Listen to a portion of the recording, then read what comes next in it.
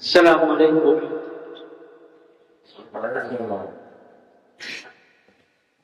Direct camera. الحمد لله نحمده ونستعينه ونستغفره ونؤمن به ونتوكل عليه ونعوذ بالله من شرور أنفسنا ومن سيئات أعمالنا.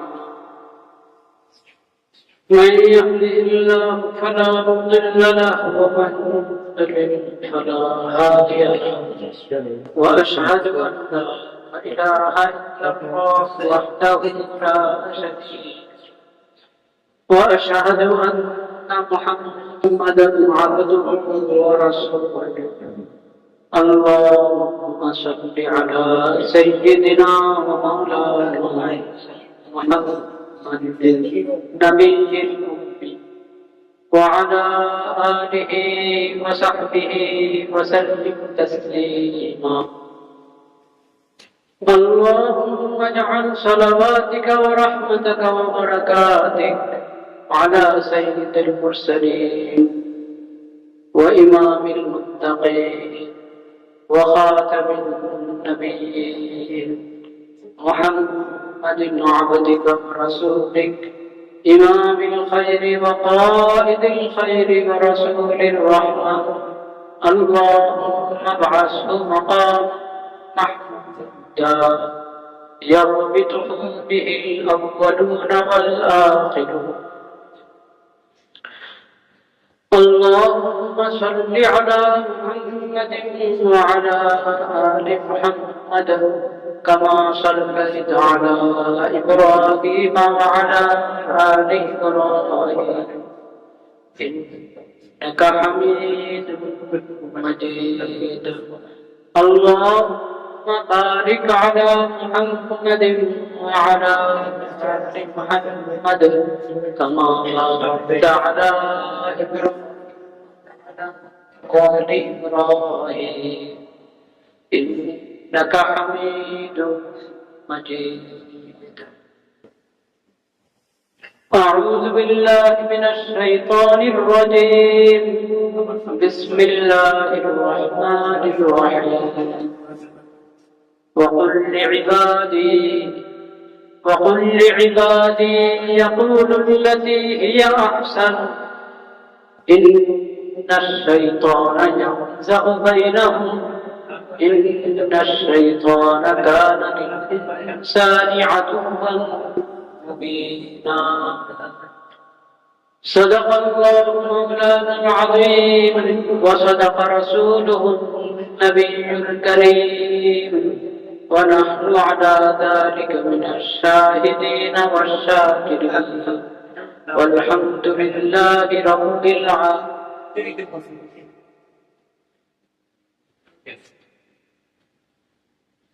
আল্লাহ রাব্বুল আলামিনের শুকর আদায় করছি। আল্লাহ তাআলা আমাদেরকে হায়াত দান করেছেন, সুস্থতা দান করেছেন, আলহামদুলিল্লাহ। আল্লাহর ফরজ আদায়ের জন্য, আল্লাহর ইবাদতের জন্য আল্লাহর ঘর মসজিদে, জামে মসজিদে হাজির হতে পেরেছি, আলহামদুলিল্লাহ। অত্যন্ত গরম, তাই না? এই গরমের মধ্যে ঘর থেকে বের হওয়া, মসজিদে আসা, এটা একদিক থেকে তো কষ্ট না, মুমিনের জন্য আনন্দের বিষয়। আল্লাহ ইবাদতের জন্য আল্লাহর ঘরে যাবে, আল্লাহর রহমতের কেন্দ্রে যাবে, আনন্দের বিষয়। কিন্তু কষ্ট তো আছে। কিন্তু কষ্ট, এই কষ্টটা যে মেনে নিচ্ছে, সবর করছে, সবর করে ইবাদত পালনের জন্য, জমার জন্য মসজিদে আসছে, পাঁচ ওয়াক্ত ফরজ নামাজের জন্য জমাতে আদায় করার জন্য মসজিদে আসছে, আল্লাহর ঘর মসজিদে আসছে। আল্লাহ রাব্বুল আলামিন এই সবরের উত্তম প্রতিদান দিবেন কিনা? মা ইনদাকুম ইয়ানফাদু ওয়া মা ইনদাল্লাহি বাক ওয়া লানাজিয়ান্না আল্লাযীনা সাবারু আজরাহুম বিআহসানি মা কানু ইয়ামালুন। আজরের সওয়াব সবরের আজার সব আল্লাহ তাআলা দেন। গরমের প্রসঙ্গে একটা কথা বলি। আজকে আসার সময় রাস্তায় বড় এক আলেমের সঙ্গে, এক খতিব সাহেবের সঙ্গে দেখা হয়েছে। জিজ্ঞেস করলাম, মসজিদে যাচ্ছেন, কি বয়ান করার চিন্তা করছেন? বললেন যে গরমের যে তীব্রতা, এই বিষয়ে কথা বল। এই বিষয়ে কিন্তু কথা বলার আছে। শীতের মৌসুমে শীতের বিষয়ে বলার আছে, গরমের মৌসুমে গরমের বিষয় কি বলার আছে। প্রথম কথা তো হলো, এই গরম আমাদেরকে জাহান্নামের কথা স্মরণ করিয়ে দিত। যে আজকে দুনিয়ার এই সামান্য গরম, এটাই এত কষ্ট, তাহলে জাহান্নামের আগুনের কষ্ট কত বেশি। হে আল্লাহ, তুমি জাহান্নাম থেকে আমাদেরকে হেফাজত করো। যে আকীদার কারণে জাহান্নামে যেতে হবে, আকীদা থেকে আমাদেরকে রক্ষা করো। যেই গুনার কারণে, পাপের কারণে জাহান্নামে যেতে হয়, সেই গুনাহ থেকে, পাপ থেকে আমাদেরকে রক্ষা করো। যে আমলের বরকতে, আকীদার বরকতে জান্নাত পাওয়া যায়, সেই আমল এবং আকীদা আমাদেরকে দিচ্ছে। আউযু বিল্লাহি মিন শিদ্দাতিল হার, গরমের তীব্রতা থেকে আমরা আল্লাহর আশ্রয় পাবো। যেরকম আউযু বিল্লাহি মিন শিদ্দাতিল বারদ, শীতের তীব্রতা, ঠান্ডার তীব্রতা থেকে আল্লাহর কাছে কি আশ্রয় পাবো, আল্লাহ তো রক্ষা করতে। এই গরম থেকে, গরম দেখে জাহান্নামের কথা স্মরণ করে জাহান্নামের কাছ থেকে দূরে থাকা এবং আল্লাহর কাছে দোয়া করা, যে আল্লাহ তুমি আমাদেরকে জান্নাত দান করো, জাহান্নাম থেকে হেফাজত। প্রতিদিন ফজরের পরে, মাগরিবের পর আমরা দোয়া করি না, আল্লাহুম্মা আজিরনি মিনান নার, কয়বার? 7 বার। আল্লাহুম্মা আজিরনি মিনান নার, আল্লাহুম্মা আজিরনি মিনান নার, 7 বার ফজরের পর, মাগরিবের পর, সকাল এবং সন্ধ্যা। সকালে 7 বার, সন্ধ্যায় 7 বার। এখন অন্যান্য সময় মনে করতে পারেন, যে কোনো দোয়া, আল্লাহর কাছে জান্নাতের প্রার্থনা, জাহান্নাম থেকে বাঁচার জন্য প্রার্থনা, এটার বিভিন্ন দোয়া আছে। যেমন এক দোয়ার মধ্যে আছে, আসআলুকাল ফাওজা বিল জান্নাতি ওয়াল জিওয়ার, আসআলুকাল ফাওজা বিল জান্নাতি ওয়াল জিওয়ার। আল্লাহ, আমরা আপনার কাছে জান্নাত দ্বারা আমরা কামিয়াব হতে পারি, জান্নাতের নেয়ামত পেয়ে সফল হতে পারি, সে প্রার্থনা করছি, এবং জাহান্নাম থেকে মুক্তি পেতে পারি, সে প্রার্থনা করছি। বল জিওয়ার আপনার, তো প্রথম কথা তো এটা, যে গরমের কষ্টের সময় জাহান্নামের কথা স্মরণ করে আল্লাহর কাছে জাহান্নাম থেকে আশ্রয় কামনা করা, এবং জাহান্নামে নিয়ে যায় যত বদামল আছে, খারাপ কাজ আছে, খারাপ কথা, সব কিছু থেকে বাঁচার জন্য দোয়া করবো এবং বেঁচে থাকার চেষ্টাও কি। দ্বিতীয় কথা হলো,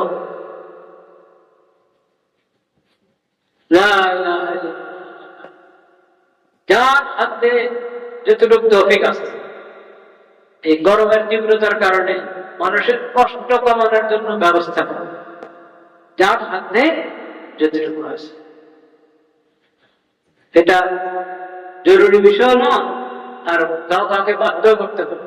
সামর্থ্য থাকলে যদি আমি স্বতঃস্ফূর্ত ভাবে মানুষের পাশে দাঁড়াতে পারি, যেরকম শীতকালে কিছু শীতের সামান বিতরণ করি না, গরমের সময় তো গরমের কষ্ট থেকে মানুষ বাঁচতে পারে, সেই যে কোনো ব্যবস্থা আমার সামর্থ্যে আছে, সেটা আমি গ্রহণ করলে আল্লাহ খুশি হবেন, আপনারও দেন।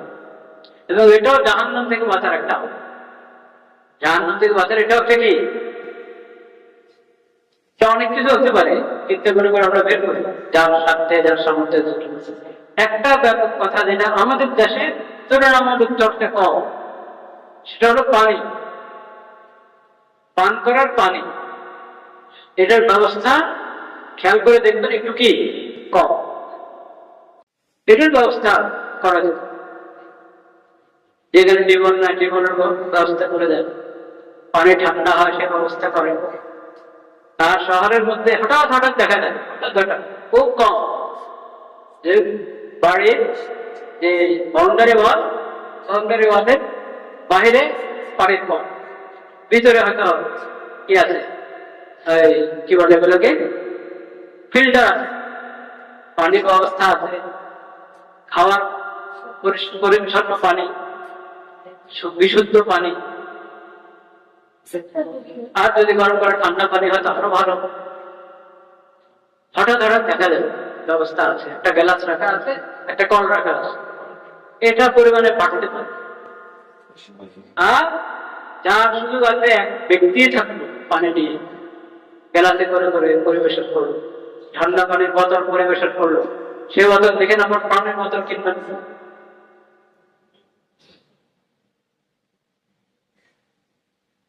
আল্লাহ দুশ্মন, আল্লাহ রসুলের দুশ্মন, দিনের দুশ্মন এবং দেশের দুশ্মনদের পণ্য পাচার করবেন না,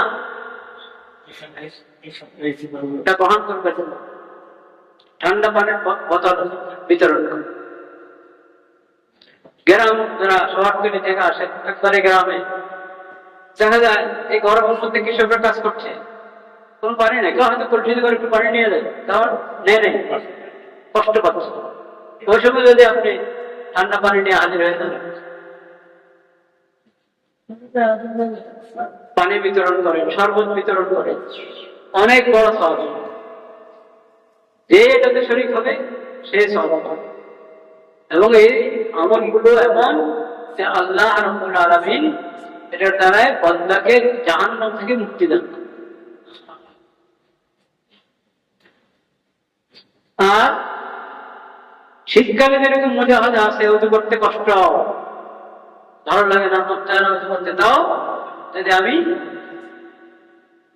উজু করি, ভালোভাবে উজু করি, তাহলে আল্লাহ খুশি হন কিনা? ইসবাগুল উযুই আলাল মাকান, মনের বিরুদ্ধে ভালোভাবে উজু। অনেকের গরমকালেও উজু করতে কষ্ট, সবাই একরকম, শীতকালেও কষ্ট, বা অধিকাংশ মানুষের শীতকালে বেশি কষ্ট। যখন উজু করতে কষ্ট, আমি উজুটা ভালো, কষ্ট হলো অনেক বড় স্বভাবের। গরমকালে স্বাভাবিকভাবে অধিকাংশের যে অভ্যাস, সেই হিসাবে হলো উজু করতে ভালো লাগে। উজু করতে কি লাগে? ওই ভালো লাগার শুধু নিয়মটা হাজির করা, শুধু ঠান্ডার জন্য না, বরং পবিত্রতার জন্য। কিসের জন্য? পবিত্রতার জন্য, আল্লাহকে রাজি করে, ওটাও নিয়ত করবে, ওটাও নেই। আর গরমের কারণে মসজিদের জামাত বাতিল। মসজিদের জামাত কি করবো না, জরুরি দায়িত্ব, ডিউটি, এগুলোর মধ্যে কোনো অবহেলা করবে। একটু সবর তো করতে, একটু সবর তো করতে, আল্লাহ সেই তৌফিক আমাদের দিতে হবে। দ্বিতীয় প্রসঙ্গ যেটা আলোচনা করার, সেটা আমি আয়াত পড়েছি 15 পারা সূরা ইসরাতে, 15 পারার প্রথম সূরা থেকে আয়াত পড়েছি। কুল লিইবাদি ইয়াকুলু আল্লাতী হিয়া আহসান ইন্নাশ শাইতানা ইয়ানযাগু বাইনাহুম ইন্নাশ শাইতানা কানা লিল-ইনসানি আদুওয়ান মুবিনা। হে নবী, আপনি আমার বান্দাদেরকে বলে দিন। দেখেন, আল্লাহ বলছেন নবীকে, হে নবী, আপনি আমার বান্দাদেরকে বলে দিন। আমার কত মহব্বতের কথা। আমার বান্দাদেরকে বলে দিন, ইয়াকুলুল্লাযী হিয়া আহসান, যাতে তারা উত্তম কথা বলে, সুন্দর কথা বলে, হক কথা বলবে, উত্তম ভাবে বলবে, সুন্দর করে বলবে, আক্রমণাত্মক ভাষায় বলবে না, গাইল করে কথা বলবে, মার্জিত কথাও হবে হক, উপস্থাপনটাও হবে সুন্দর, ভাষাও হবে মার্জিত। ইয়াকুলু আল্লাতী হিয়া আহসান ইন্না শাইতানা ইয়ানজাগু বাইনাহুম, শয়তান তো লেগেই আছে, মানুষের পিছনে শয়তান তো লেগে আছে, শয়তান তো তাদের শত্রু। ইন্না শাইতানা কানা লিল ইনসানি আদুওয়ান মুবিনা, শয়তান ইনসানের স্পষ্ট শত্রু, লেগেই আছে। কেউ যদি হক কথা বলে তাও তো শয়তান খোঁজাতে থাকে না মানার জন্য, এটা বিরোধিতা করার জন্য, বলে নাও তো।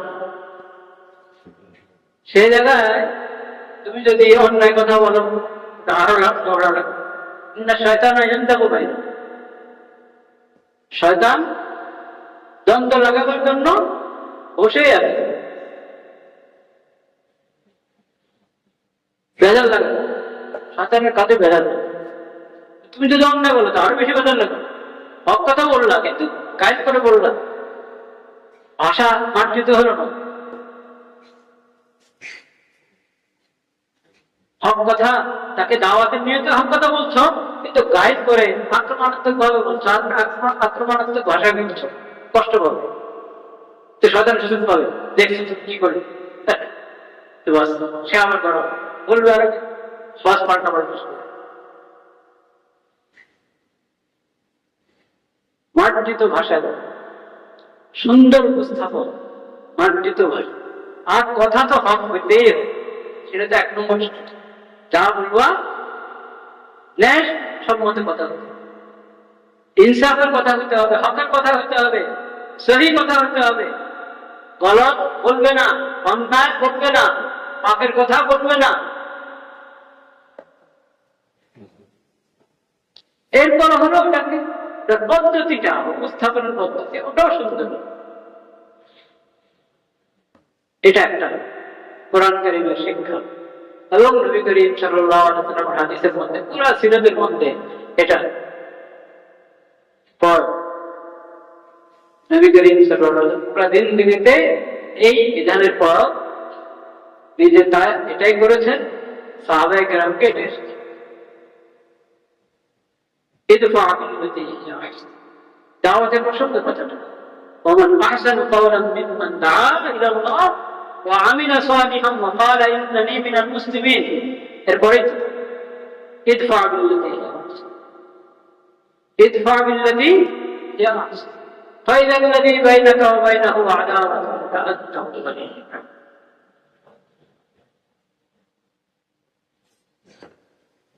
ওই ব্যক্তির চেয়ে উত্তম কথা আর কার হবে না, যা আল্লাহর দিকে মানুষকে ডাকে, ঈমানের কথা বলে, আমলের কথা বলে,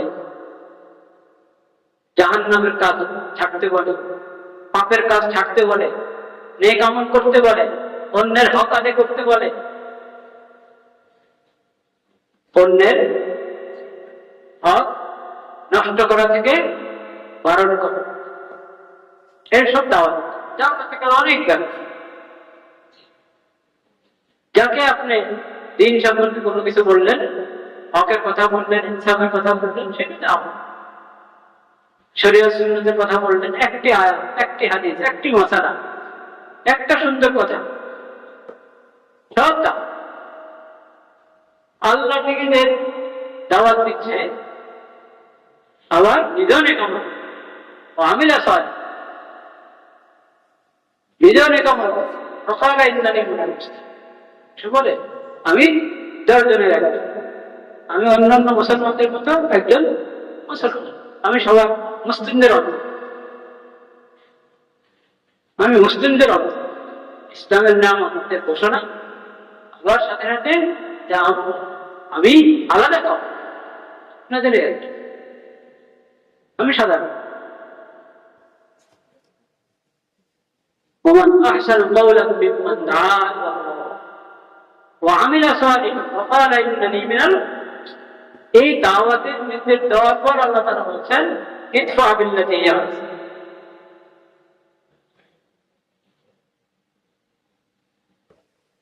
প্রসঙ্গটা হয়তো এমন, দাওয়াত যে কোনো সময় হয়, দ্বন্দ্ব হতে পারে, দাওয়াত কাউকে দাওয়াত দিতে গেলে সে নারাজ হয়ে যেতে পারে, হক কথা বুঝে না, জানা নেই,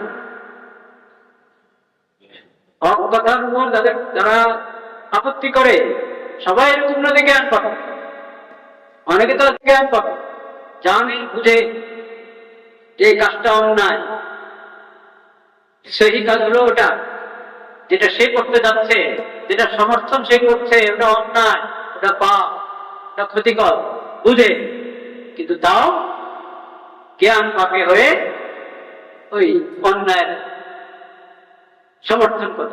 অন্যায় সমর্থন এমন ভাবে করে মনে হয় যেন উনি আর ওনার চেয়ে আর বড় হক বর্ণওয়ালা কে। কত নিরপেক্ষ মানুষ, হ্যাঁ, উপস্থাপন এমন। এটা এক আজীব পরীক্ষা আল্লাহ তাআলা। অন্যায় পথে যারা কথা বলে, অন্যায় সমর্থন করে, ওদের ভাষা অনেক সময় মার্জিত হয়, ওদের উপস্থাপন আকর্ষণীয় হয়, ওদের ফায়দা নাই। অন্যায় কথার উপস্থাপন মার্জিত হওয়া, ওটা তার জন্য আরো ক্ষতি, সবার জন্য ক্ষতি। ওটা গুনার পাল্লা আরো ভারী হচ্ছে।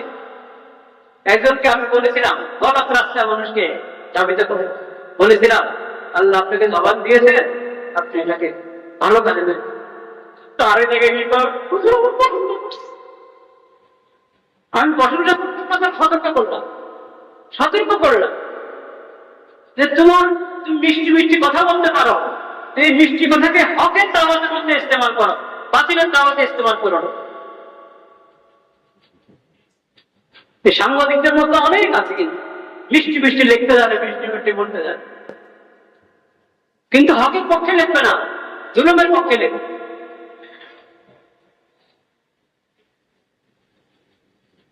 আপনার পাশে এখানে মুসলমানদের পাশের দেশে, পাশের দেশ বিশাল দেশ, সের মধ্যে আপনার সঙ্গে লাগানো, সেখানে মুসলমানরা কোম্পানির স্বাধীনতা পায় না,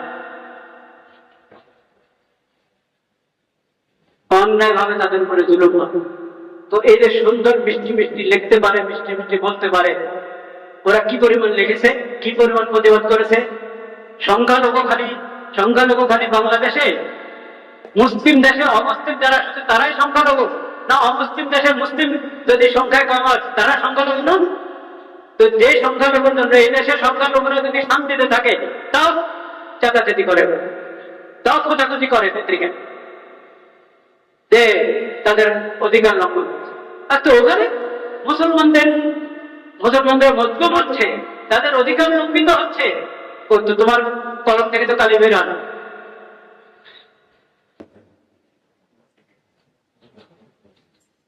আর এই দেশে এমন একটা প্রেক্ষাপট, এই মাত্র হজ গেল, এই মাত্র ঈদ আযহা গেল, মাত্র এখনো হজ আর ঈদ আযহার আবহাওয়া শেষ হয় নাই, কুরবানির আগেও কে শেষ হয়ে যাবে এমন এক মুহূর্তে। এবং দর্শনধানী রবিচা যখন আপনার নির্যাতিত হচ্ছে, এমন এক মুহূর্তে তোমরা কি বলে এটাকে, মুভি প্রকাশ করবো, চলচ্চিত্র প্রকাশ করবো। এটা তো সংস্কৃতির নামে কুসংস্কৃতি, ওটা তো আছেই। তাছাড়া এই সময়টা যেখানে পুরো জাতিকে স্টেট করা যায়, শাসক শ্রেণী থেকে নিয়ে সবাইকে তবে স্টেট করা দরকার, আল্লাহর কাছে হাত দিয়ে মোনাজাত করা দরকার, আল্লাহ আমরা লজ্জিত, আমরা মানবতার কলঙ্ক, আমরা লজ্জিত। আমাদের এই দেশে, আমাদের এই সমাজে এমন কিছু কর্মকাণ্ড ঘটে, আল্লাহ আমরা লজ্জিত। মোনাজাত তুলো, আল্লাহর কাছে হাত তুলে দোয়া করো, কান্নাকাটি করো, নিজেদেরকে সংশোধন করো, নিজেদের নীতি সংশোধন করো, নিজেদের আইন সংশোধন করো।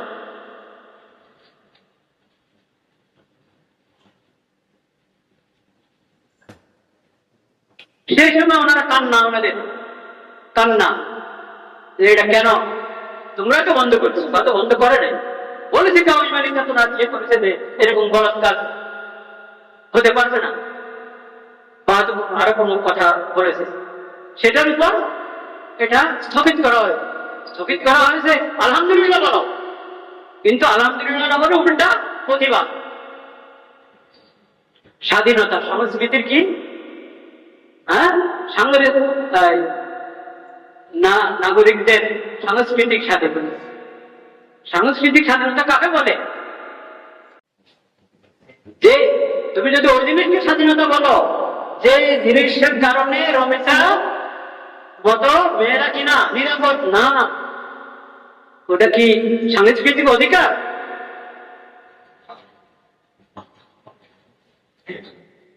এমন একটা মুহূর্তে এমন একটা কাজ করতে গিয়েছে, কেউ নিষেধ করেছে, তোমরা স্থগিত করেছ, এখন আলহামদুলিল্লাহ বলার জায়গায় এটা অনেকে এটা প্রতিবাদ করে, বিভিন্ন ভাষায় এটা সমালোচনা। সে সমালোচনা করতে গিয়ে একজন আজীব কথা বলেছে, ওনার ধারণা মতে নামাজও করতে পারে একসাথে এই সমস্ত কুসংস্কার জন্য, মানে নামাজের এগুলোতে কোনো বাধা নেই। কতক্ষণ আল্লাহকে রাজি করেন, কতক্ষণ শয়তানকে রাজি করেন, বলেন নাউজুবিল্লাহ। এই গলত কথা দিয়ে বলেছে, চাই বুঝে শুনে বলো, চাই না বুঝে বলো, ওই গলত কথা অন্যায়, ওই গলত কথার প্রতিবাদ সবাই যে কোনো ইমানওয়ালা করতে পারে, কিন্তু সেটার ভাষা মার্জিত হইতে হবে। ভাষা কি হইতে হবে? মার্জিত হইতে হবে। ইয়াকুলুল্লাতি হিয়া আহসান, ওখানে আপনি এরকম স্লোগান দিবেন, এই গান সেই গান, এই জুতা সেই সমস্ত কথা, এই সমস্ত ভাষা উচ্চারণ করবেন, এটা ইসলামের শিক্ষা নয়, এটা নবীজির সিরাতের শিক্ষা নয়, এটা দাওয়াতের উসুল নয়, এটা দাওয়াতের আদত নয়। মনে রাখবেন, হক কথা খালি বললেই হবে, হক কথা বুঝতে হবে, হক পদ্ধতিতে বুঝতে হবে, ভাষা মার্জিত হতে হবে, উপস্থাপন সুন্দর হইতে হবে, নিয়ত ভালো হইতে হবে, নিয়ত ভালো হইতে হবে।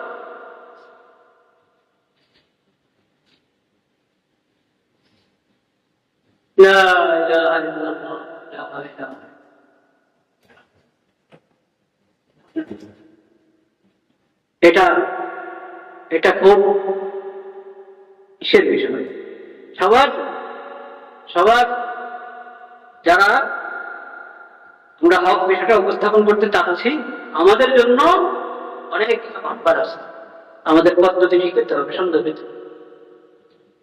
আর যারা গলত রাস্তা নিয়ে যাচ্ছে মানুষকে, তাদের হাতেও তাদের খেদমতো আমরা অনুরোধ করছি, বোঝার চেষ্টা, দ্বীন শেখেন, ঈমান শেখেন, কোরআন শিখেন, সুন্নাহ শিখেন, শরীয়ত শিখেন, জানেন বুঝেন। একজন মুসলিম কিভাবে কথা বলে, ইসলাম সম্পর্কে যদি না জানে, ইসলামের শরীয়ত সম্পর্কে না জানে, তাহলে তো তার কথা মুসলমানের মতো হবে।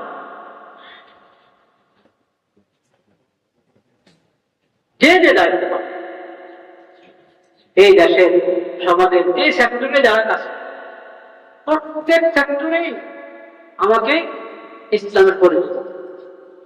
আমি ডাক্তার, আমি একজন মুসলিম ডাক্তার, অমুসলিম ডাক্তার আছে, অমুসলিম ডাক্তার হবে, সে ডাক্তারের বিষয়ে ইসলামের যে শিক্ষাগুলো, ওখানে কোনো সম্পাদকতা তার ইসলামের শিক্ষার মধ্যে কোনো ধরনের কি নেই, সাম্প্রদায়িকতা নেই।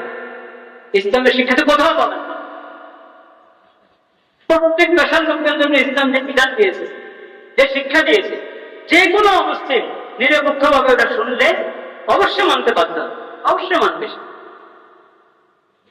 আপনি ডাক্তার, আপনি ইঞ্জিনিয়ার, আপনি সমাজসেবক, যেই লাইনে যান না, প্রত্যেক পেশাওয়ালা দায়িত্ব ওই বিষয় আল্লাহ রাব্বুল আলামিনের কি হুকুম, নবী করিম সাল্লাল্লাহু আলাইহি ওয়াসাল্লামের সিরাতের মধ্যে ওই বিষয় কি শিক্ষা রয়েছে, ওটা জানার থাকবে। ইসলামী মূল্যবোধ, সামাজিক মূল্যবোধ, ভালো কথা, কিন্তু মূল্যবোধ পাবেন কই, এবং মূল্যবোধের পূর্ণ সবকটা আপনাকে কে দিবে বলেন? মূল্যবোধের খণ্ডিত সবক দিয়ে আপনি সমাজ সংশোধন করতে পারবেন না। মূল্যবোধের পূর্ণ সবক বহন করতে হবে, সেটা পাবেন কোরআন থেকে, সেটা পাবেন হাদিস থেকে, সেটা পাবেন নবী করিম সাল্লাল্লাহু আলাইহি ওয়াসাল্লাম কে আমরা যে শরীয়ত দান করেছেন সেই শরীয়ত থেকে, সেটা পাবেন নবীজির সিরাত এবং সুন্নাহ থেকে। ওখান থেকে আর না তো খণ্ডিত, খেয়ারুহুম ফিল জাহিলিয়া, খেয়ারুহুম ফিল ইসলাম, তাতে শর্ত আছে ইদা ফাকাহু দিনের সমাজ আছে, দিনের সমাজ আছে। আল্লাহ তাআলা সে তৌফিক করুন। আস্তাগফিরুল্লাহ আস্তাগফিরুল্লাহ আস্তাগফিরুল্লাহ লা ইলাহা ইল্লাল্লাহ লা ইলাহা তো দ্বীনের সমাজ, ইসলামের শরীয়তের ইলম, এটা ব্যাপক হতে হবে, ঘরে ঘরে দিতে। এটা ইসলামী সরকারেরও দায়িত্ব, ফরজ ইলম প্রতি ঘরে ঘরে পৌঁছানো, প্রতি ব্যক্তির মধ্যে এই ইলম নিয়ে আসে। যতটুকু ফরজ, ফরজ আইন কমপক্ষ থেকে আল্লাহ কি ফরজ করেছেন, কি হারাম করেছেন, এটা সরকারের সমস্ত যতগুলো সেক্টর আছে প্রত্যেক সেক্টরের প্রত্যেক ব্যক্তির মধ্যে এটা এলেম আসতে এবং জনসাধারণ নাগরিকদের মধ্যে প্রত্যেকের এই এলেমটা আছে।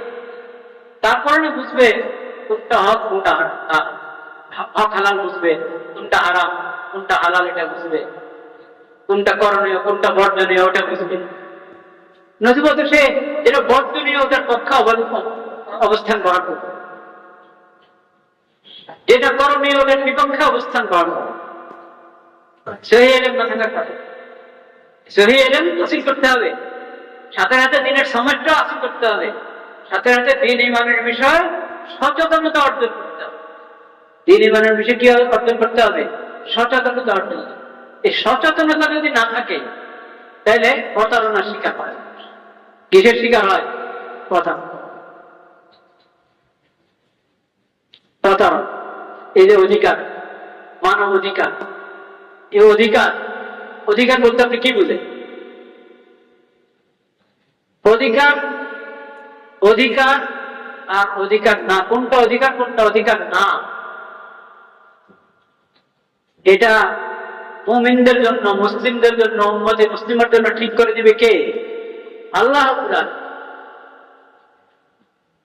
অধিকারের কথা তো কোরআন হাদিসে আছে, অন্যের অধিকার নষ্ট করো না, অন্যের অধিকার যথাযথ আদায় করো, কার কি হক কার কি অধিকার সব বলে দেওয়া আছে। এখন আপনার কোরআন হাদিস থেকে অধিকারের গুরুত্বটা শুনাইলেন, কিন্তু অধিকারের সংখ্যা কোরআন হাদিস থেকে নিলেন না, অধিকারের সংখ্যা পশ্চিমাদের থেকে নিলেন। এটা জায়েজ হবে?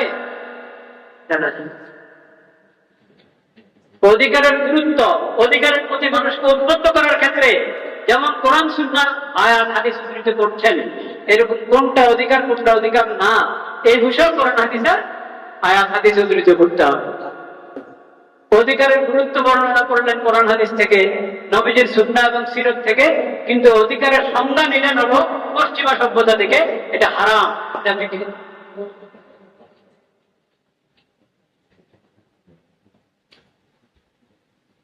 প্রতারণার কোনো শেষ নেই। তথ্য সন্ত্রাস খারাপ কি খারাপ না? খারাপ। তথ্য সন্ত্রাস খারাপ। কাকে বলে তথ্য সন্ত্রাস? তথ্য সন্ত্রাস কাকে বলে?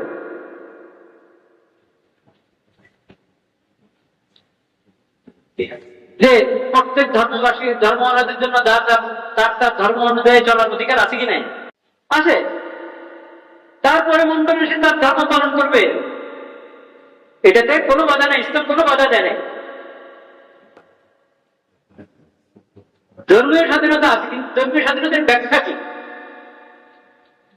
ধর্মীয় স্বাধীনতা শুধু হিন্দুদের জন্য, হ্যাঁ, মুসলমানদের জন্য না। মুসলমানটা গরু দিয়ে কোরবানি করবে, এটা তার অধিকার আছে কিনা? তো মুসলমান গরু দিয়ে কোরবানি করতে চায়, তুমি বাধা দিলা, তাকে পিটাইলা, মার দিলা, এটা তার অধিকার ইয়ে হলো কিনা? তুমি বলছো মা, গরু হলো আমাদের মা, গরু মা কি মানে হিন্দু পন্ডিতরা তো বলে দিচ্ছে নাকি? হিন্দু পন্ডিতরা তো হিন্দুদের গ্রন্থ থেকে দেখিয়ে দিচ্ছে গরু মা কি মা না, গরুর ইবাদত, একটা তো ইসলামের শিক্ষা, তাওহীদের শিক্ষা, আবাদত একমাত্র আল্লাহ। কিন্তু হিন্দুদের ধর্মগ্রন্থ দিয়েই কি গরু মাওয়া, গরুর পেশাব পান করার মধ্যে সওয়াব থাকা, হ্যাঁ, গরুর ইবাদত করে, এগুলোকে ওদের ধর্মের মধ্যে ওটা কি প্রমাণ করতে পারে? ওদের পণ্ডিত ওটা বিরোধিতা করছে তাদের ধর্মগ্রন্থের উদ্ধৃতি দিয়ে। ছাড়লাম ওটা তোমাদের বিষয়ে তোমরা ফায়দা করো, ছাড়লাম, ওই বিষয়ে আমি বললাম না। কিন্তু কথা হলো, তোমার ধর্ম বিশ্বাসের হলো গরু মা, মুসলমানের ধর্ম বিশ্বাস হলো একা সকল সত্য ধর্মের মধ্যে। আগে যেগুলো সত্য ছিল, পরে তারা গোড়া থেকে বিচ্ছিন্ন হয়ে গেছে, বিকৃত করে ফেলেছে। প্রত্যেক ধর্মের মধ্যে এক কথা, আলামা রাযাকাহুম ওয়া লিকুল্লি উম্মাতিন জাআলনা মানসাকান লিয়াযকুরু ইসমাল্লাহ আলা মা রাযাকাহুম মিন বাহীমাতিল আনআম ফাইলাহুকুম ইলাহুন ওয়াহিদ ফালাহু আসলিমু। প্রত্যেক উম্মতের জন্য কোরবানি, প্রত্যেক উম্মতের জন্য আল্লাহ কোরবানির শিক্ষার মধ্যে তাওহীদের শিক্ষা দিয়েছেন এবং আল্লাহ বিধানের আনুগত্যের শিক্ষা দিয়েছেন। আল্লাহর নামে আল্লাহর দেওয়া পশু কি হবে? জবাব, বিসমিল্লাহ আল্লাহর মতো জবাব। তুমি বলছো যে না, গরু জবাব করা যাবে না, লোকে এখন কষ্ট খাচ্ছ, লোকে এখন কোরবানির জন্য বিক্রি করে দিচ্ছ, এমনি দেখাচ্ছ, এটা তোমাদের ধর্মীয় বিষয়, তোমাদের ধর্মীয় বিষয়, তুমি তো পালন করো, কিন্তু তোমাকে আরেকজন চাপিয়ে দিচ্ছ, এটা অন্যায় কিনা? এখন স্বাধীনতা, স্বাধীনতা শুনতে কত সুন্দর শব্দ, কিন্তু মুসলমানদের যদি হয়তো মুসলমানদের ধর্মীয় স্বাধীনতা লঙ্ঘিত হবে, এটাতে আমাদের কোন করার কিছু নেই। তাদের ইন্ডিয়াওয়ালাদের কি ব্যক্তিগত বিষয়, কি বলে এটাকে, তাদের নিজেদের বিষয়, হ্যাঁ, অভ্যন্তরীণ ইন্ডিয়াওয়ালাদের অভ্যন্তরীণ বিষয়। আর বাংলাদেশের হিন্দু যারা আছে, ওরা পুরো শান্তিতে আছে, তার মিথ্যা বানানো হয় তো ওদের উপরে জুলুম হচ্ছে, তখন এত অভ্যন্তরীণ বিষয় থাকে না। তখন এটা একবারে মোদি থেকে নিয়ে আরো কত পর্যন্ত টাম পার হয়ে কোথায় চলে যায়। এগুলো প্রতারণা কিনা? স্বাধীনতা কাকে বলে? স্বাধীনতা সঠিক ব্যাখ্যা, সঠিক প্রয়োগ যদি পাও, পেতে যাও, তালাশ করো, তো পাবে একমাত্র ইসলামের কাছে, একমাত্র নবীর সিরাত এবং সুন্নাহর মধ্যে। প্রতারণার অনেক দিক আছে। শব্দ ব্যবহার করা হয় আকর্ষণীয়, ব্যাখ্যা করা হয় গলত ব্যাখ্যা, অপব্যাখ্যা, কুসংস্কৃতি এবং গলত সভ্যতাওয়ালা থেকে ধার করে এনে ব্যাখ্যা দেওয়া হয়। ইসলামের যে ব্যাখ্যা, যেটা পবিত্র ব্যাখ্যা, ইনসাফওয়ালা ব্যাখ্যা, সেই ব্যাখ্যা থেকে নিজেরাও বেখবর থাকে এবং সমাজকেও বেখবর রাখতে চান। আল্লাহ তাআলা আমার লোকদেরকে হেদায়েত দান করেন। কবলা নামাজের সাজ্জাদা বাকি আছে, শুনুন।